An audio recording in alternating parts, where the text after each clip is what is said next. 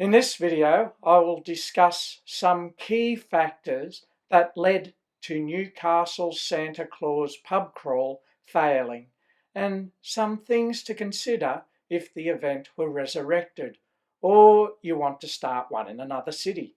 As you may gather from my last video, one of the key factors to its downfall was political timing. In 1996, the New South Wales state government decided they needed to be seen to crack down on alcohol-related violence. They did this by strictly enforcing laws related to alcohol consumption with related campaigns to reduce excessive drinking in licensed premises. In principle, this sounds good, but it had a bit of a zero-tolerance draconian aspect to it.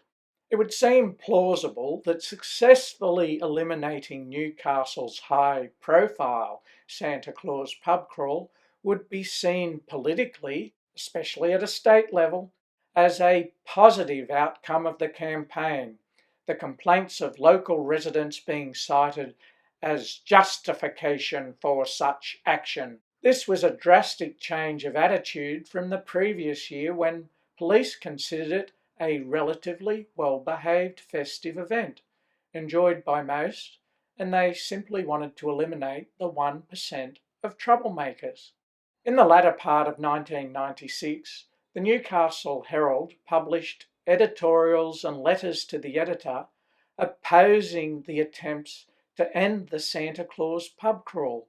They even included suggestions on how it could be controlled, improved, and promoted as a tourist attraction. But alas, they failed. There are other key issues that led to its failure.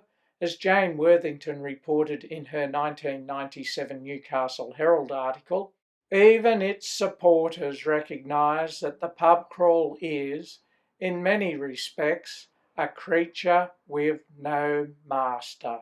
In other words, after the initial concept evolved in 1987, there were no organisers of the event to direct or control it.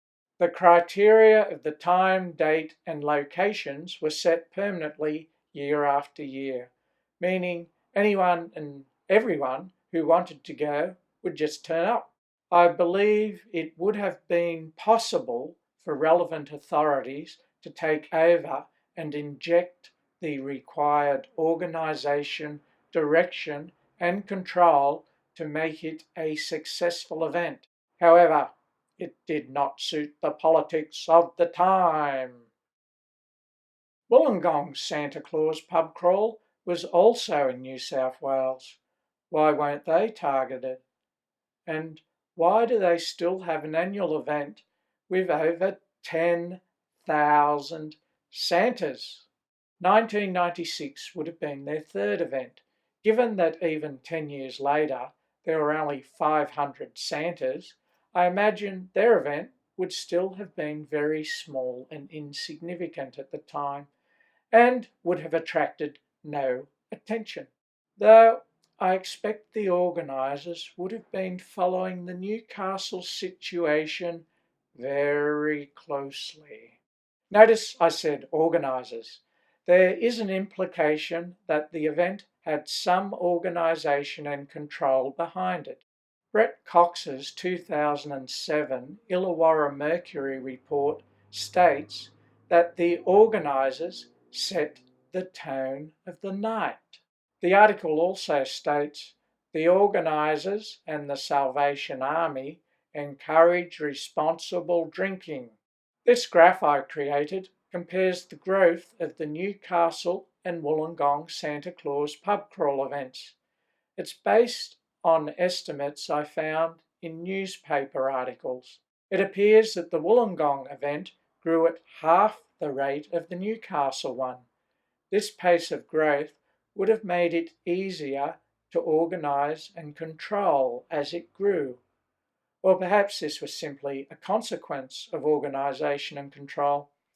Either way, I think Newcastle was, in part, a victim of its own rapid growth. Wollongong's event traditionally started at 5 p.m. on the second Saturday in December. However, it has evolved with 5 time slots for each venue being 12 noon, 2 p.m., 5 p.m., 7:30 p.m. and 9 p.m. They now have a list of venues under each time slot to choose from and encourage you to stay longer or move on earlier if you wish. There are now over 20 venues involved. It is now a ticketed event with shuttle buses provided throughout the afternoon and night. I imagine as numbers have grown, these changes have enabled more controllable numbers at each venue and spread attendances throughout the day. So some will arrive early and leave early, while others will arrive later and leave later. I think other advantages it has over the Newcastle event is that it is on a Saturday a few weeks before Christmas, whereas Newcastle's was on the Friday night before Christmas with only 5 pubs and an expectation to have a drink at all of them in only a few hours. Could the Newcastle Santa Claus Pub Crawl be resurrected? Maybe, maybe not. Here's a list of my suggestions if someone were to attempt it, or even if you were to start a Santa Claus Pub Crawl elsewhere. 1. Have a large number of venues for people to choose from to attend over a long period of the day with no set number of pubs to attend. 2. Alternatively, if limited to the traditional 5 venues, the vacant land alongside Glebe Road could be fenced off as an event area for larger crowds. 3. Nighttime venues not to be in residential areas. 4.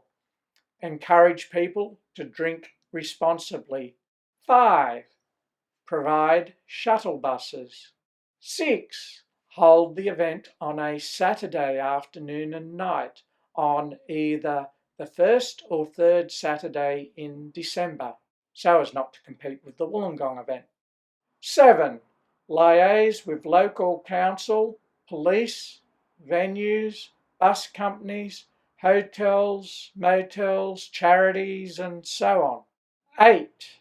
Preferably have an event organiser on your team to work all this out from the first event, or at least before numbers reach 1,000. That's the last in this series of Santa Claus Pub Crawl videos. And remember, if you like what you see, make sure you subscribe and keep watching for new videos. And if you really, really love them, then help support me to make more from as little as $1 a month at Patreon. Have a good one and see you around like a ristle.